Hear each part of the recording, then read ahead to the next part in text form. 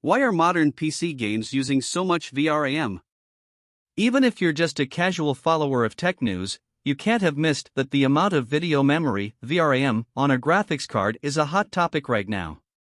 We've seen indications that 8GB may not be sufficient for the latest games, especially when played at high resolutions and with graphics quality set to high or maximum. AMD has also been emphasizing that its cards boast significantly more RAM than Nvidia's, and the latter's newest models have been criticized for having only 12GB. So, are games really using that amount of memory, and if so, what exactly is it about the inner workings of these titles that require so much? Let's lift the hood of modern 3D rendering and take a look at what's really happening within these graphics engines. Games, graphics, and gigabytes. Before we delve into our analysis of graphics, games, and VRAM, it might be worth your time to quickly review the basics of how 3D rendering is typically done. We've covered this before in a series of articles, so if you're not sure about some of the terms, feel free to check them out. We can summarize it all by simply stating that 3D graphics is just a lot of math and data handling. In the case of data, it needs to be stored as close to the graphics processor as possible. All GPUs have small amounts of high-speed memory built into them, aka cache, but this is only large enough to store the information for the calculations taking place at any given moment.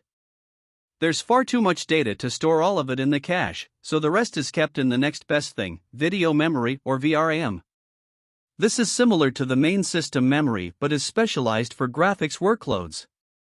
10 years ago, the most expensive desktop graphics cards housed 6GB of VRAM on its circuit board, although the majority of GPUs came with just 2 or 3GB.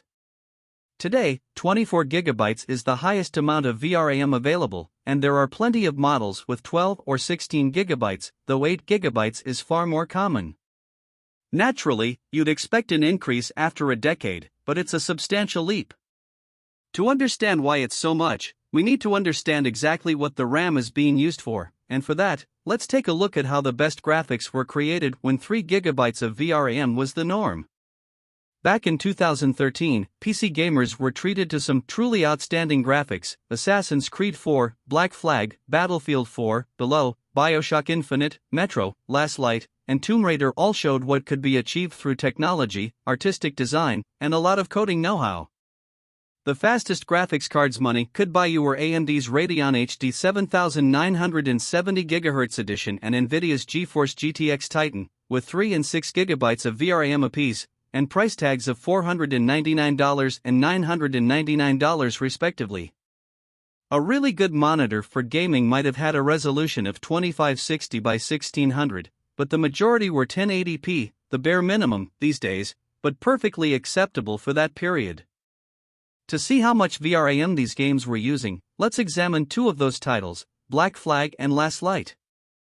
Both games were developed for multiple platforms: Windows PC, Sony PlayStation 3, Microsoft Xbox 360, although the former appeared on the PS4 and Xbox One a little after the game launched, and Last Light was remastered in the following year for the PC and newer consoles. In terms of graphics requirements, these two games are polar opposites. Black Flag is a fully open-world game with a vast playing area, while Metro, Last Light features mostly narrow spaces and is linear in theme. Even its outdoor sections are tightly constrained, although the visuals give the impression of a more open environment. With every graphics setting at its maximum value and the resolution set to 4K, 3840 by 2160, Assassin's Creed 4 peaked at 6.6GB in urban areas, whereas out on the open sea, the memory usage would drop to around 4.8GB. Metro, Last Light consistently used under 4GB and generally varied by only a small amount of memory, which is what you'd expect for a game that's effectively just a sequence of corridors to navigate.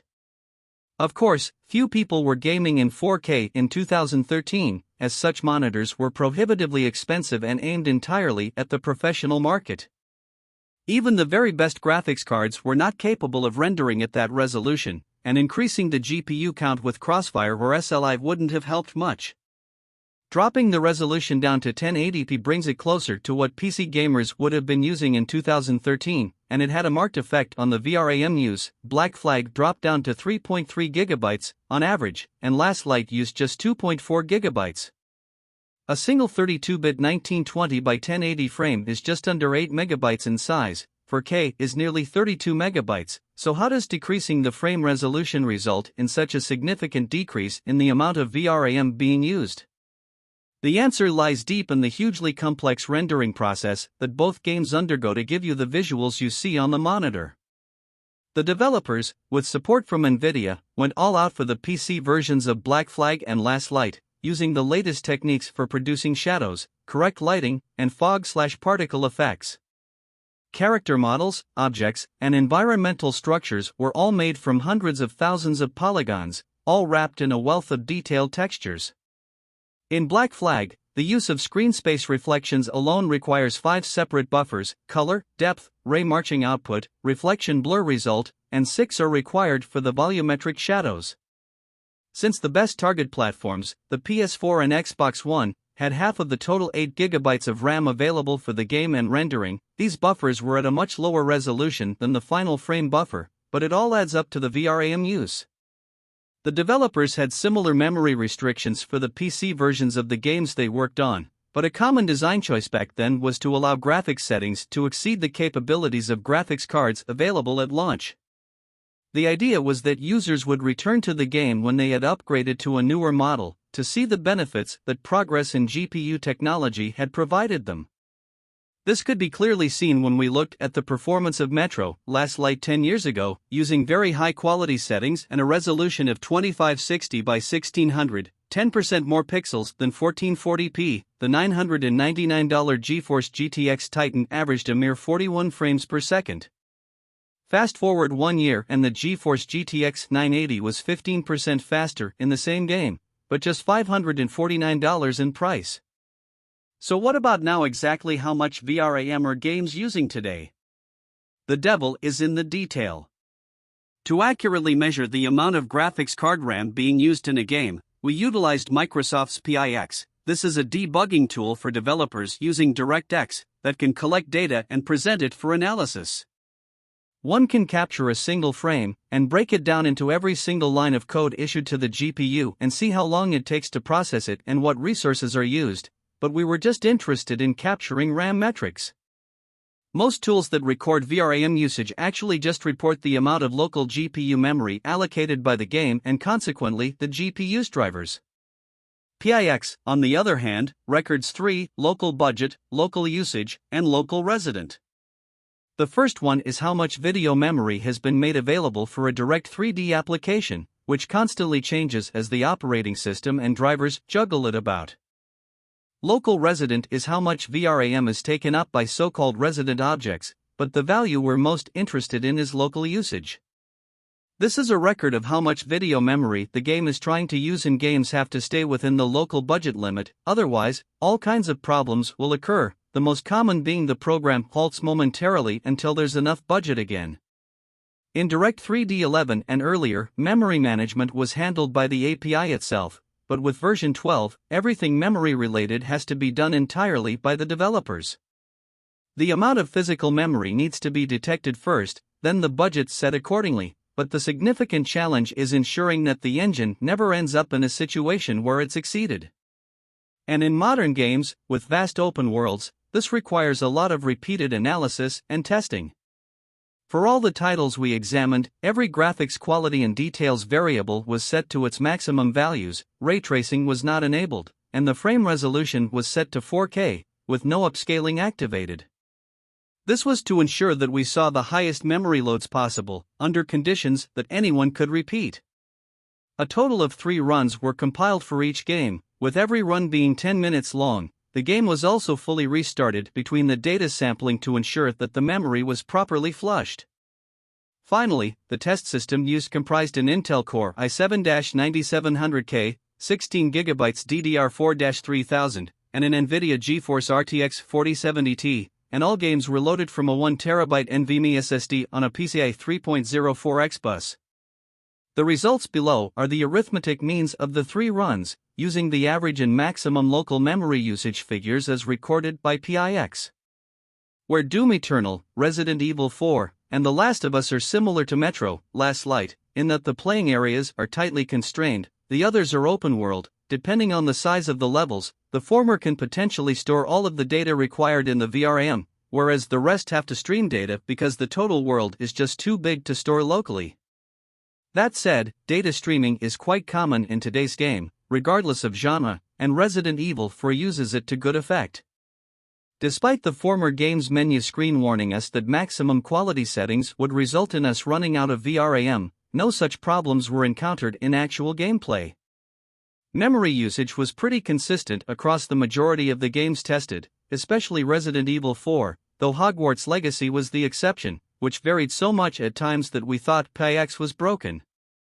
Taking the results from Assassin's Creed Valhalla, the obvious question to ask is what is contributing to the 1.5 times increase in VRAM use? The answer to this question, and the one for this entire article, is simple: detail. For its time, Black Flag was the cutting edge for graphical fidelity in open-world games. But while the latest saga in the never-ending AC series still uses lots of the same rendering techniques, the amount of additional detail in Valhalla, and in the majority of today's games, is vastly higher. Character models, objects, and the environment as a whole are constructed from considerably more polygons, increasing the accuracy of smaller parts. Textures contain a lot more detail too. For example, cloth in Valhalla displays the weave of the material, and the only way that this is possible is by using higher resolution textures. This is especially noticeable in the textures used for the landscape, allowing for the ground and walls of buildings to look richer and more lifelike. To enhance the realism of foliage, textures that have transparent sections to them, such as grass, leaves, ferns, etc., are much larger in size, which aids in the blending with objects behind them. And it's not just about textures and meshes. Valhalla looks better than Black Flag because the lighting routines are using higher resolution buffers, and more of them, to store intermediate results.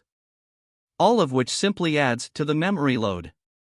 The Last of Us is more recent than Valhalla and is another example of how greater detail is achieved through the use of more polygons, bigger textures, better algorithms, and so on.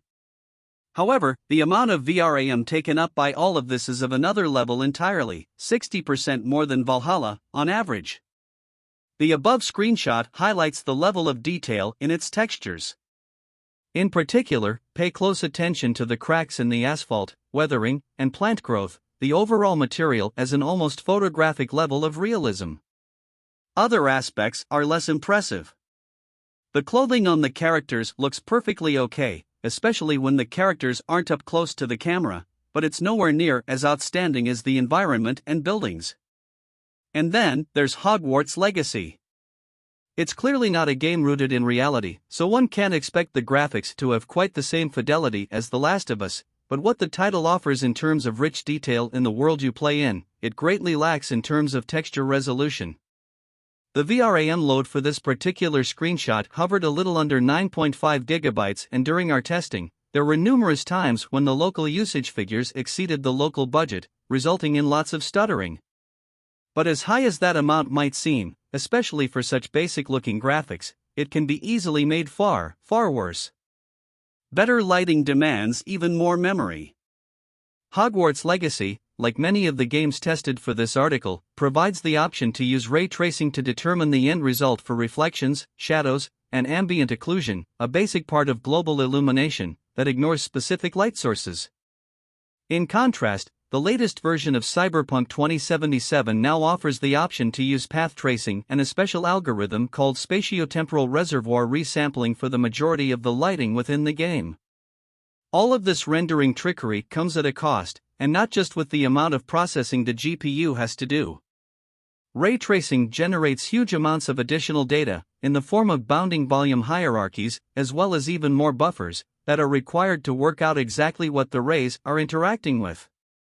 Using 4K and the same graphics settings as before, but this time with every ray tracing option enabled or set to its maximum value, the VRAM loads change considerably. Cyberpunk 2077, Spider-Man, and Dying Light 2 are really the only games that show any appreciable benefit to using ray tracing, although how much one is willing to sacrifice performance to achieve this is another topic entirely. In the other titles, the impact of ray tracing is far more muted. Far Cry 6 sometimes looks very good in specific scenarios, with it enabled, but Resident Evil 4 and Hogwarts Legacy show no appreciable benefit from its use. In RE4, it doesn't really hit the frame rate too much, but the impact in Cyberpunk 2077 and Hogwarts Legacy was extreme. In both titles, the local usage consistently outran the local budget, resulting in the GPU's drivers constantly trying to make space for the data that must stay in the VRAM. These games stream assets all the time in normal gameplay, so in theory, it shouldn't be a problem. But when the GPU carries out a shader routine that requires a texture or render target sample, the first place it will look for that data is the first level of cache. If it's not there, then the processor will work through the remaining levels, and ultimately the VRAM, to find it. When all these searches result in a miss, then the data has to be copied across from the system memory into the graphics card, and then into the cache. All of this takes time, so the GPU will just stall the shader instruction until it has the required sample. Either the game will just pause momentarily until the routine is complete, or abandon it altogether, leading to all kinds of glitches. In the case of Hogwarts Legacy, the rendering engine would just carry out the former and not just for a few milliseconds. Applying ray tracing at 4K on maximum settings, with a 12GB graphics card, essentially made it totally unplayable. Cyberpunk 2077 managed this problem far better, and very few pauses took place, though with the game running at sub-10 FPS all the time, it was somewhat of a Pyrrhic victory for the engine. So our testing has shown that modern games are indeed using a lot of VRAM. The ones we examined are, at least, and depending on the settings used, it's possible to force the game into a situation where it tries to use more local memory than it has available. Settings are the savior. At this point, one might rightly argue that all these figures are somewhat one-sided. After all, how many people will have PCs that can play games at 4K on maximum settings or even want to? Decreasing the resolution to 1080p does reduce the amount of VRAM being used, but depending on the game, it might not always make much of a difference.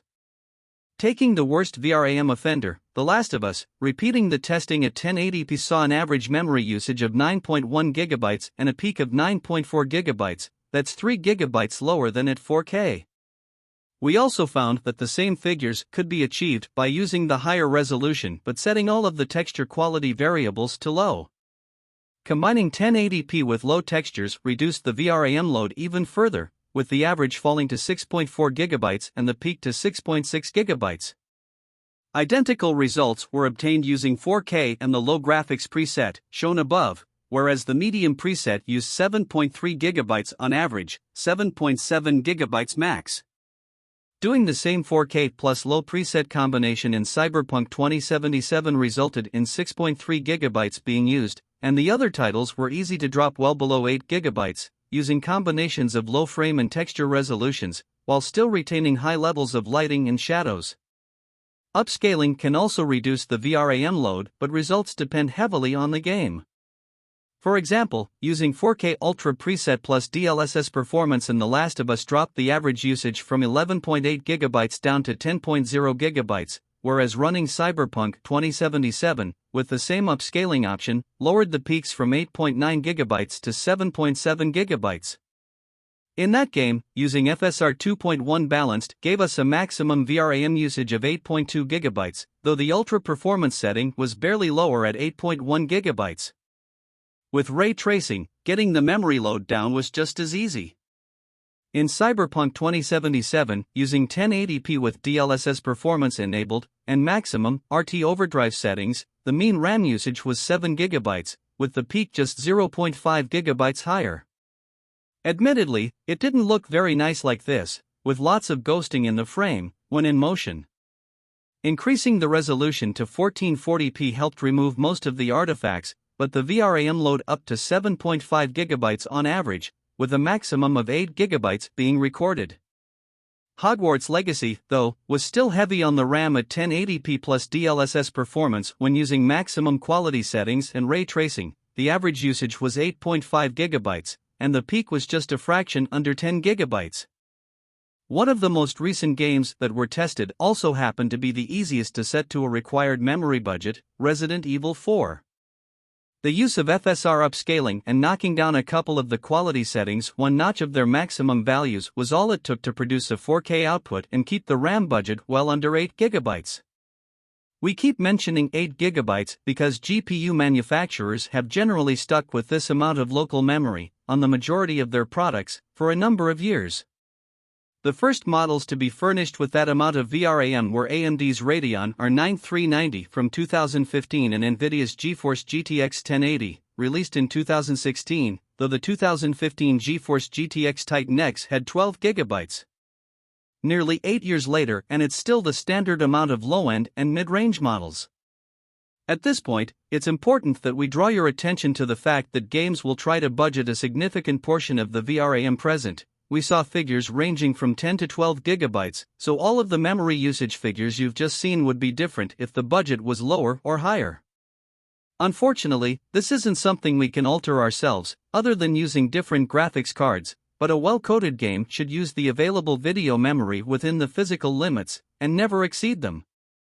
However, as we have seen in some cases, this can occur, butchering the performance when it takes place.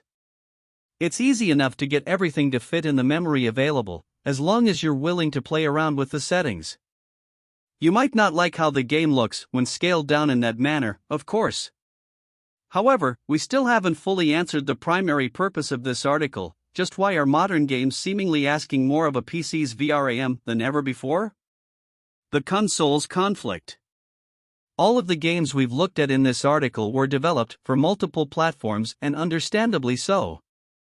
With millions of people around the globe owning the latest or last generation of consoles, making an expensive blockbuster of a game for just one platform typically isn't financially viable. 2 years ago, Microsoft and Sony released their next-gen gaming consoles, the Xbox Series X and S, and the PlayStation 5.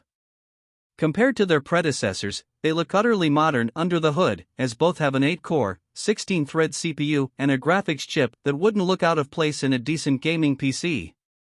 The most important update, with regard to the topic being examined here, was the increase in RAM. Unlike desktop PCs, consoles use a unified memory structure, where both the CPU/system and GPU are hardwired to the same collection of RAM chips. In the previous round of consoles, both Microsoft and Sony equipped their units with 8 GB of memory, with the exception of the Xbox One X, which sported 12 GB. The PS5 and Xbox Series X, shown above, both use 16 GB of GDDR6, although it's not configured the same in the two machines. Games can't access all of that RAM, as some of it is reserved for the operating system and other background tasks. Depending on the platform and what settings the developer has gone with, around 12 to 14 GB is available for software to use. It might not seem like a huge amount, but that's more than double what was available with the likes of the PS4 and Xbox One. But where PCs keep the meshes, materials, and buffers in VRAM, and the game engine, along with a copy of all the assets being used in the system memory, consoles have to put everything into the same body of RAM. That means textures, intermediate buffers, render targets, and executing code all take their share of that limited space. In the last decade, when there was just 5 GB or so to play with, developers had to be extremely careful at optimizing data usage to get the best out of those machines. This is also why it seems like games have just suddenly leaped forward in memory loads. For years, they were created with very tight RAM restrictions, but as publishers have started to move away from releasing titles for the older machines, that limit is now 2 to 3 times higher. Previously, there was no need to create highly detailed assets, using millions of polygons and ultra-high-resolution textures. Downscaling such objects to the point where they could be used on a PS4, for example, would defeat the purpose of making them that good in the first place. So everything was created at a scale that was absolutely fine in native form for PCs at that time. This process is still done now, but the PS5 and Xbox Series X also come with modern storage technologies that greatly speed up the transfer of data from the internal SSD to the shared RAM. It's so fast that data streaming is now a fundamental system in next-gen console titles and, along with the vastly more capable CPU and GPU, the performance bar that limits how detailed assets can be is now far higher than it has ever been. Thus, if a next-gen console game is using, say, 10 GB of unified RAM for meshes, materials, buffers, render targets, and so on, we can expect the PC version to be at least the same. And once you add in the expected higher detail settings for such ports, then that amount is going to be much larger. A bigger future awaits us. So, as more console conversions and multi-platform games hit the market, does this mean owners of 8 GB graphics cards are soon going to be in trouble? The simple answer is that nobody outside of the industry knows with absolute certainty. One can make some educated guesses, but the real answer to this question will likely be multifaceted, complex, and dependent on factors such as how things transpire in the graphics card market and how game developers manage PC ports.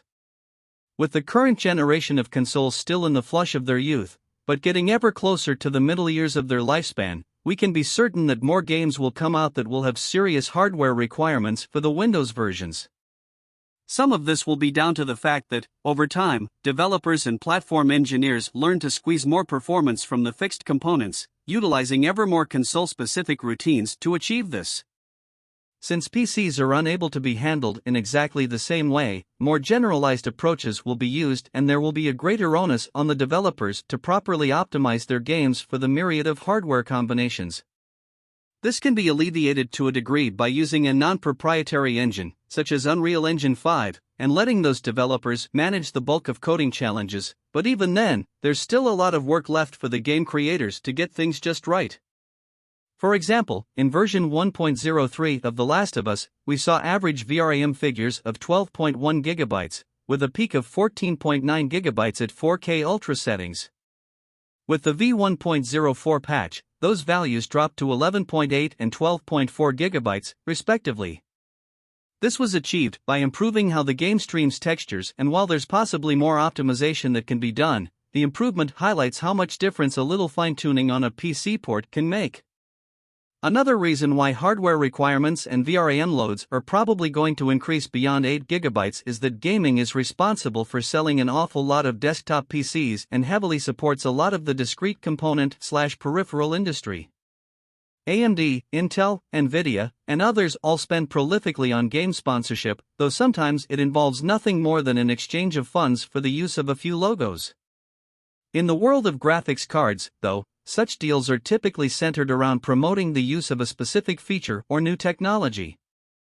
The latest GPU generations from AMD, Intel, and Nvidia sport 12 GB or more of RAM, but not universally so, and it will be years before PC gaming user base is saturated with such hardware.